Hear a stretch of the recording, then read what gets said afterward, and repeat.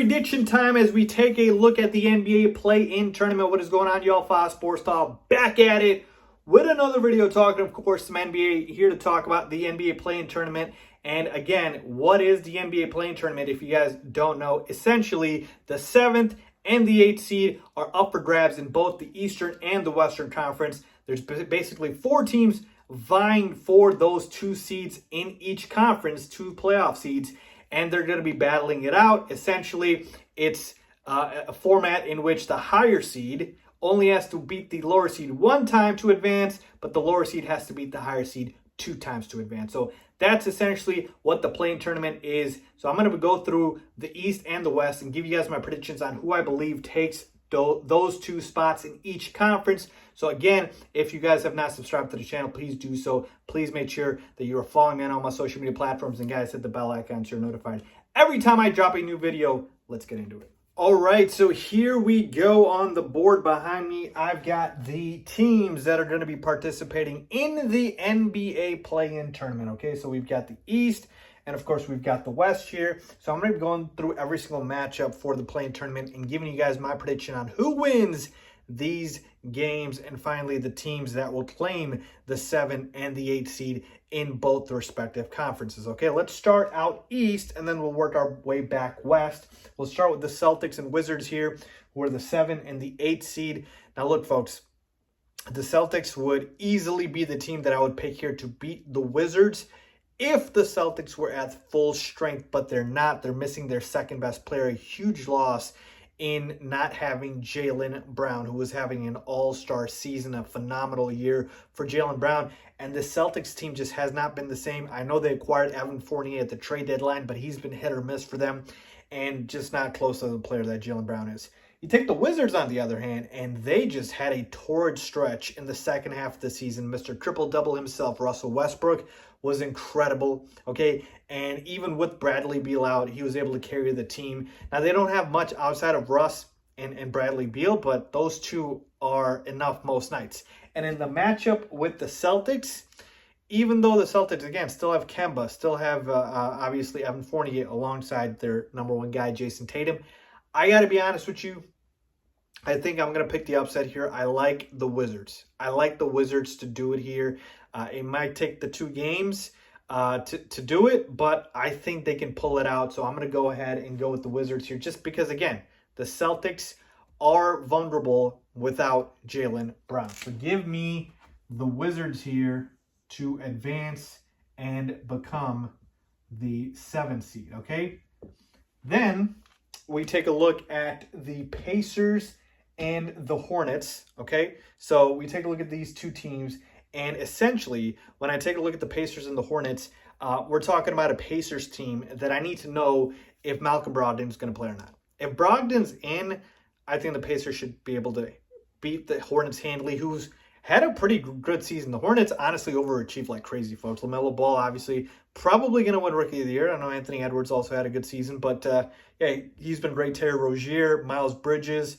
I like the fact that the Hornets overachieved here, but that's what they did. They overachieved. And for the Pacers side of things here, their best player, Domantas Sabonis, he is obviously an absolute stud, was an all-star. And where the Hornets are weak on the inside is where Sabonis absolutely dominates. So they're not going to have anybody who's going to stop him. I think he has his way in the series. And again, Karis LeVert, who they acquired at the deadline, he was an underrated pickup. He's a great scorer. And then again, if you have Brogdon. If Brogdon doesn't play, the Hornets definitely have a chance here to win. But I'm going to assume he plays, and I think the Pacers will win here and advance. So I'm going to go with the Pacers here.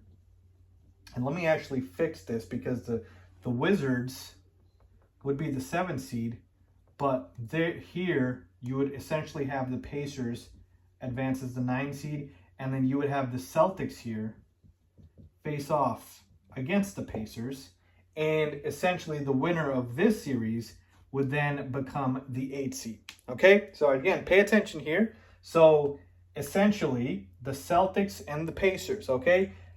In this matchup, I believe, again, the Celtics are weak where the Pacers are strong on the inside. Tristan Thompson, Robert Williams, they're not even able to stop Sabonis. But I do think the Celtics will have enough in the tank to take out a Pacers team that has underachieved all season long. So I'm going to go ahead and take the Celtics here to advance.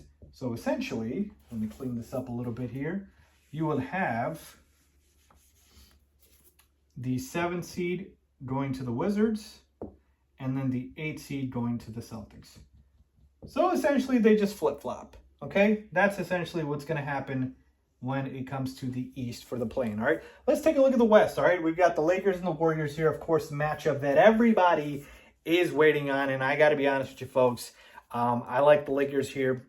I think the Lakers obviously would not be a 7 seed if LeBron James plays all season long and if Anthony Davis plays all season long. So they are a weird 7 seed because they shouldn't be one. Their talent says otherwise. And so I do think they beat the Warriors. And again, shouldn't take much explanation there for me to say that. The Warriors, again, Steph Curry's been unbelievable. If it wasn't for Nikola Jokic, he probably could win MVP, but they just don't have the talent level the Lakers do. So they will go ahead and face the winner of the Grizzlies and Spurs. So what do I have coming out from the Grizzlies and Spurs? So I got the Grizzlies, folks, okay? This Grizzlies team is just much better than the Spurs. Spurs, again, the fact that they're here, they're probably even surprised. They traded away Aldridge because, again, they weren't serious about winning. DeMar DeRozan, yeah, he's solid. But, again, Devontae Murray, guys like that, this Spurs team doesn't have a lot. At least the Grizzlies, you got Ja Morant, you know, Jonas Valanciunas, Dylan Brooks, guys like that. So I think the Grizzlies win. And essentially you would have the Warriors and the Grizzlies face off in this matchup. And this matchup has happened multiple times, and they cannot stop Steph Curry. So give me the Warriors to advance here. And essentially, you would have the same exact scenario that you started out with, which is the Lakers stay as the 7th seed and the Warriors stay as the 8th seed. And these teams cancel out. And over here, both of these teams cancel out. And I just have the seeding flip. So remember, just to explain it to you guys again, the higher seed only has to beat the lower seed 1 time to advance. But the lower seed has to beat the higher seed 2 times to advance, okay? So if the lower seed wins the first game and the higher seed wins the second game, the higher seed still advanced because they only needed 1 game. So there you have it, folks. The Lakers, the Warriors, the Wizards, the Celtics are the teams that I have getting the 7th and the 8th seed in both conferences respectively. Let me know if you guys are ready to stray as always. Thanks for watching.